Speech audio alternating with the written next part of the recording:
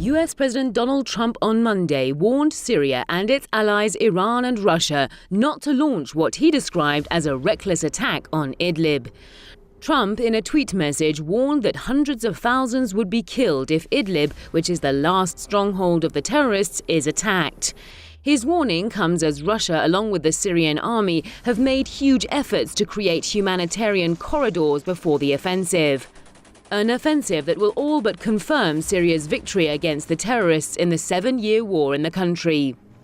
Therefore, it is generally believed that Trump's warning that Syria and Russia would kill hundreds of civilians on purpose is not in line with reality. But why has the US gone as far as issuing such a dramatic warning about an operation that Syria needs to rid the country from terrorists?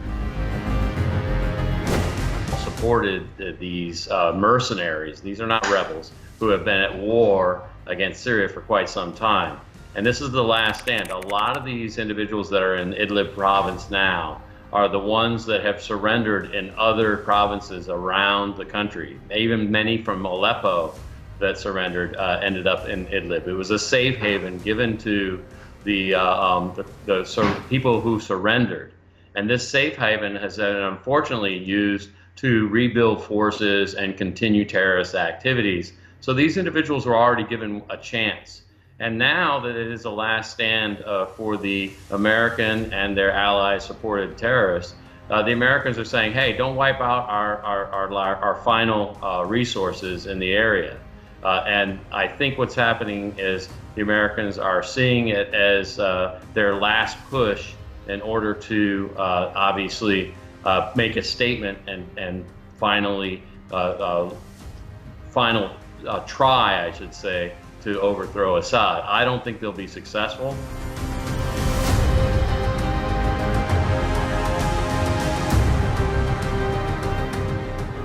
Iran has called for the terrorists to be cleared out of Idlib. The country's Foreign Minister Mohammad Javad Zarif has emphasized that efforts to drive terrorists out of the northwestern Syrian province would take place with the least humanitarian cost.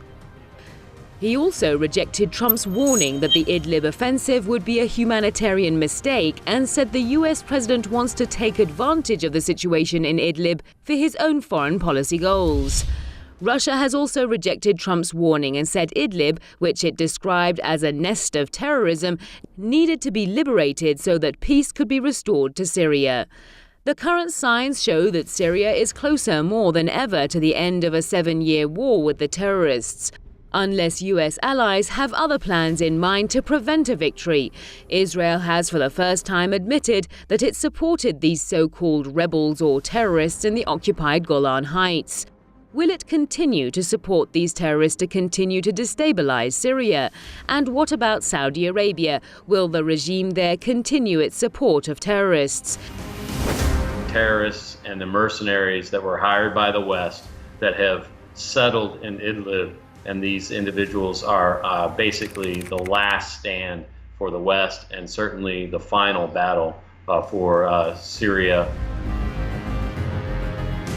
Syria's victory would be a setback for the United States and some of its regional and extra-regional allies that face allegations of supporting the terrorists. This could clearly explain why President Trump is worried about what he is trying to portray as a humanitarian mistake. However, many believe it is in fact a rightful move on the part of Syria to regain a peace it has been denied for 7 years now.